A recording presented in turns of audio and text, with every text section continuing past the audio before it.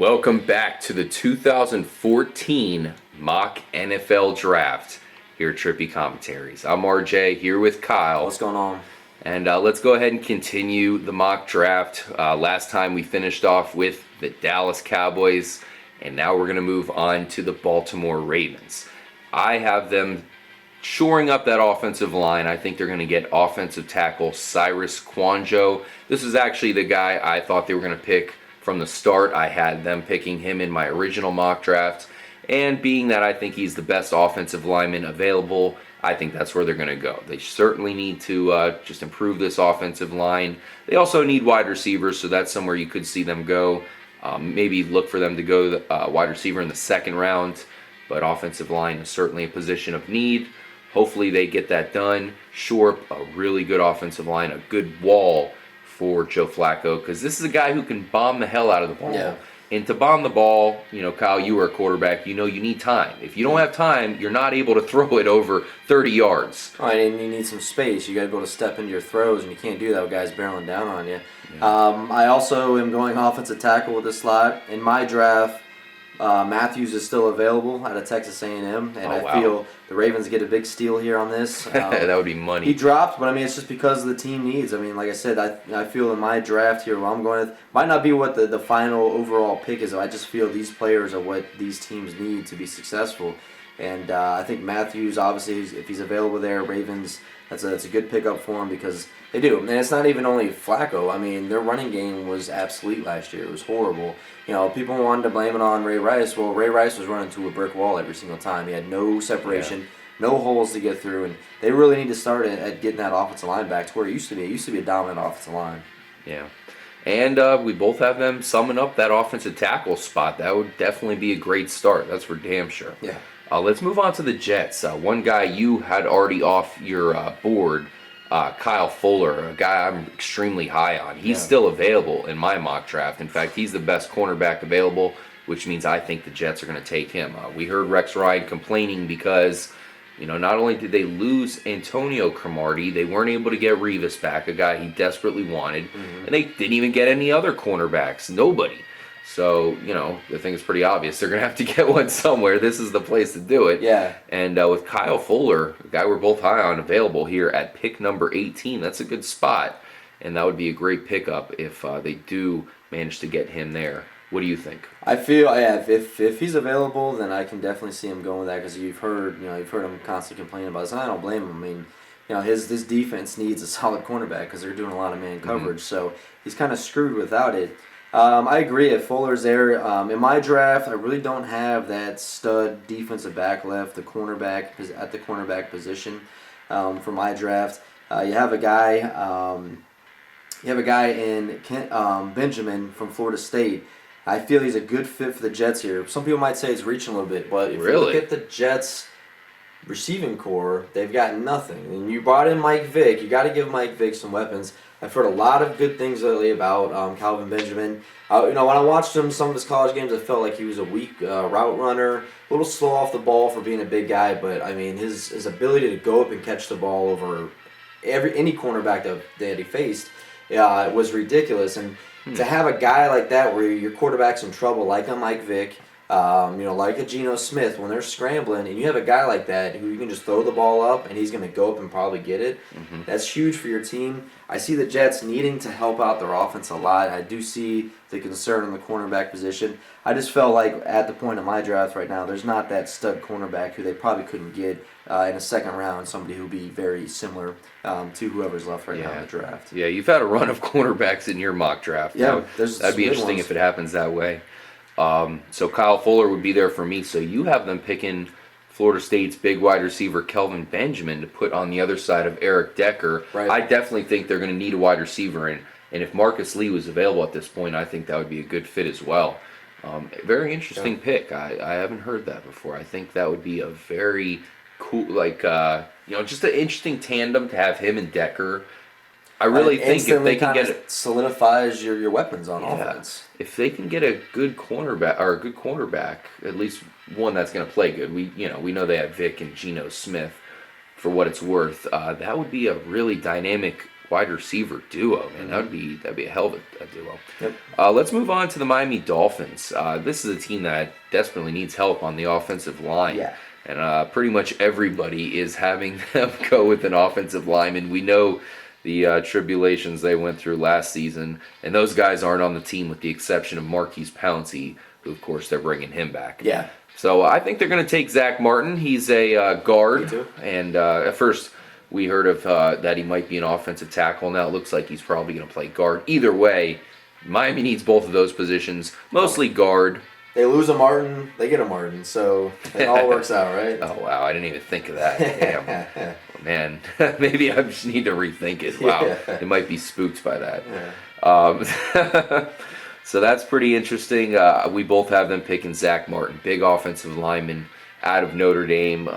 There's not too many good offensive tackles that are first-round worthy left. So that means a lot of these teams that are looking for an offensive tackle, maybe they stretch for one of these other guys, or maybe they go with something altogether different, because offensive tackle is always one of those positions that is highly needed in the NFL. It's always in demand. Yes, definitely. And Zach Martin's probably the last, A-plus guy left. Yeah, definitely. And I know he's a guard. He played tackle in college, so that's of course going to be interesting to see where Miami or what other team uses him. Most likely guard. And that's the thing for the Dolphins. It doesn't matter. It's whatever one he's going to fit at, because they need to put in somebody there at either position. So either way, it's going to work for him, because he has the versatility to play both, and that's sometimes that's important when you're thin at line. You need guys that can possibly play more than one position, because they might need to during the season. Oh yeah, absolutely.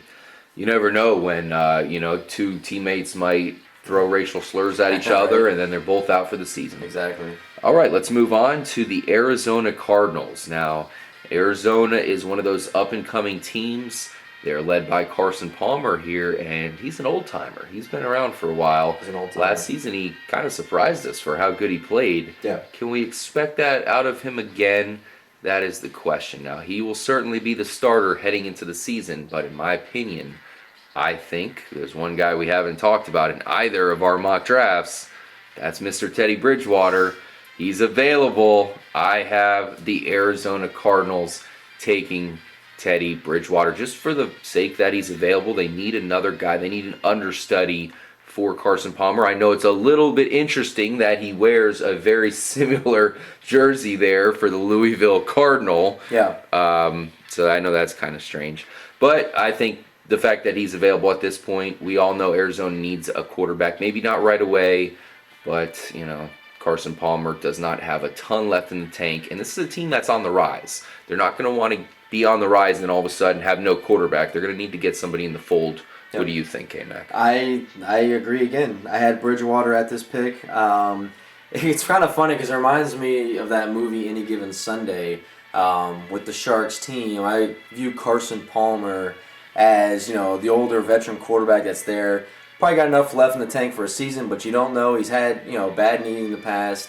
But certainly next year, you're looking at possibly him maybe not returning. So Teddy Bridgewater's here perfect because he's going to come in. He's not going to be expected to start. He's going to be able to learn something under Carson Palmer for a little while. And if anything goes wrong with Carson Palmer, he gets hurt or they're struggling or whatever, now you have that guy, Bridgewater, bring him in.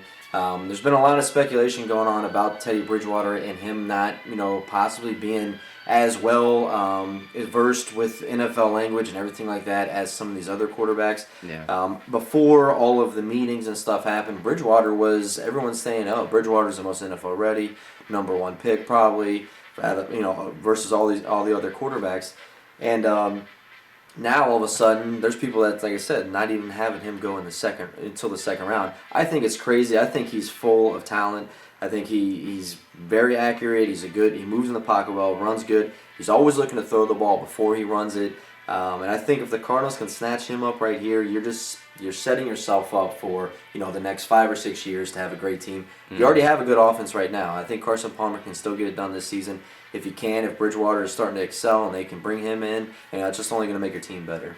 Absolutely, and a lot of people are still really high on Teddy Bridgewater. In fact, one guy we both like quite a bit, Mr. Warren Sapp, he's his number one overall player, Teddy Bridgewater. Yeah. So it'll be interesting to see if Teddy Bridgewater does fall this far, because a team like Arizona, I think they are going to pick a quarterback in this draft. Many people have them picking like a Garoppolo or somebody later in the draft. Maybe Aaron Murray possibly out of Georgia. But if they do want to go with a first-round quarterback and they get Teddy Bridgewater, a guy that at first was talked about as possibly number one overall pick, maybe that's a steal for them. We all know what happened to Aaron Rodgers, a guy who fell pretty far in the draft. Yep. And look at him, man. He's possibly the best quarterback in the league. And I think Arizona is going to have a little bit, of a theory here that, hey, this guy's fallen this far. Why not take a shot? Yep. Let's move on to the Green Bay Packers at number 21. Now, this is a team that really needs a safety, so I have them picking Clinton-Dix, a guy that you have off the board. Nice. Yep. So I know that's not going to happen in your mock draft, but a lot of people have been talking about how the Packers need a safety, and both of these safeties, both Clinton-Dix as well as Calvin Pryor, have been two of the more popular players in this mock draft season, and coming into the actual draft, I think Green Bay would be very happy to have him. The only issue that I do need to bring up is that would force Morgan Burnett to play strong safety, which he has done. I mean, he has played strong safety in the past. I've heard that they kind of want to move him to free safety once again. If they draft Clinton-Dix, that means he's staying at strong safety. So that's the one monkey wrench here that would kind of get in the way. But other than that, that would be an excellent addition to a defense that certainly needs improvement. Yeah. Kyle, who do you have the Green Bay Packers taking at pick number 21 overall? I think this pick here is just because I feel this player is, he's fallen this far. He is a high quality player. And I think the Packers are, of course, like you were saying, looking to improve on their defense. I think their offense is definitely going to bounce back this year. You have a healthy Aaron Rodgers. You got all your receivers back. I think they're going to be good on that side of the ball. I like them to go with a guy like Anthony Barr, another playmaking linebacker. Get him in that system.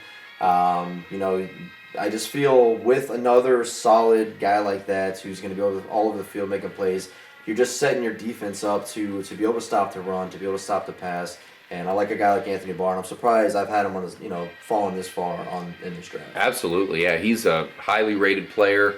I like him a lot. I'm a big fan of him. I actually had him going number 7 overall to the Buccaneers, which would be a little bit of a stretch for the Bucs. So that would be a hell of a fit for the Packers. Yeah. They would be extremely happy if they managed to get Anthony Barr. Yeah. I know a lot of people have lined them up with C.J. Mosley. They want to go with an inside linebacker rather than an outside linebacker. And also a lot of people have possibly lined them up with an Aaron Donald. If he manages to fall all the way down to the Packers, he would be another good fit for them. Absolutely. Yep. And also cornerback. I mean, the Packers defense, they definitely need some help. Possibly in here, just one more guy to throw out there. Imagine if Eric Ebron falls That's what I was saying. to this point. They need a tight end, but I don't feel this pick in the first round. I don't think there's any tight ends that are really worthy of that first round pick. Unless Ebron falls. Oh, of course. The next guy is Amaro. There's a couple other good guys out there as well. And, I'm sure they'll probably get one eventually. I don't see this like a team like the Steelers allowing. If Ebron falls to where the Steelers pick, I don't see them letting him go because they need someone. Heath Miller's not gonna be around forever. I could see them taking. So it'd be a long shot, but definitely if he's available, they're taking him. Yeah. So let's talk about the Philadelphia Eagles, one of probably the favorites coming into the year because we know how good their offense is. Nick Foles seems like he's on the come up. Yep. They did lose Deshaun Jackson, so many of these mock drafts that you're going to see are going to have them picking a wide receiver, possibly Brandon Cooks, who is very close to that Deshaun Jackson mold.